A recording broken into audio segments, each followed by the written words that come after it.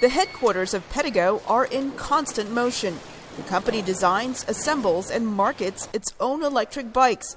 80% of its bike parts used to come from China, but not anymore. Now we're probably 70% in Vietnam and 30% in Taiwan. Pedego co-founder Don DiCostanzo says he had already been planning to expand to factories in Vietnam because of the threat of high European Union tariffs on Chinese-made electric bikes. So when the U.S. imposed tariffs on a long list of Chinese-made goods last year, including electric bikes, he was ready. We then were immediately able to accelerate that production, and we began producing bikes in Vietnam for this country in September, right after the tariffs went in place. And by January 1, we had eliminated all production in China and managed to move all of our production and supply chain to Vietnam. Pedego is not the only company moving manufacturing away from China because of the trade war. The two countries that are benefiting the most are Vietnam and Mexico.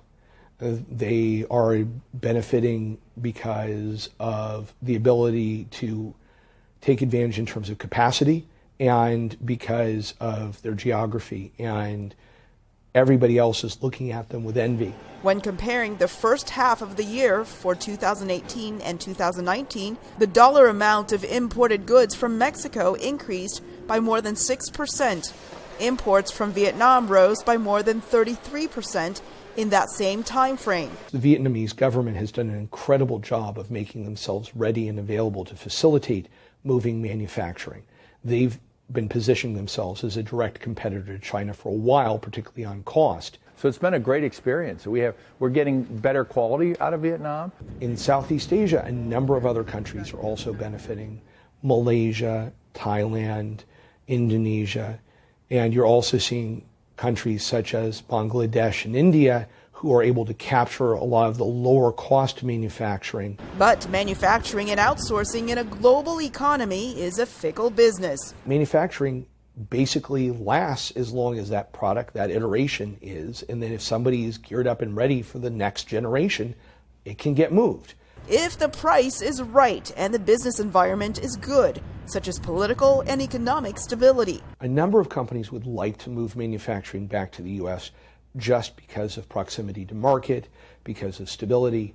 The catch is that manufacturing that moves back to the U.S. employs dramatically fewer people than it would have 20, 30 years ago. Because this is what manufacturing of the future looks like. Automation can allow U.S. manufacturers to compete in a global market. These robots, you don't have to pay them overtime and they don't have to take time off, and they work 24/7. So the idea of robotics and the efficiency of a robot could actually drive the prices down. DiCostanzo is a part of a coalition that will be pushing for congressional legislation for a 10-year exemption from all tariffs for bicycle components.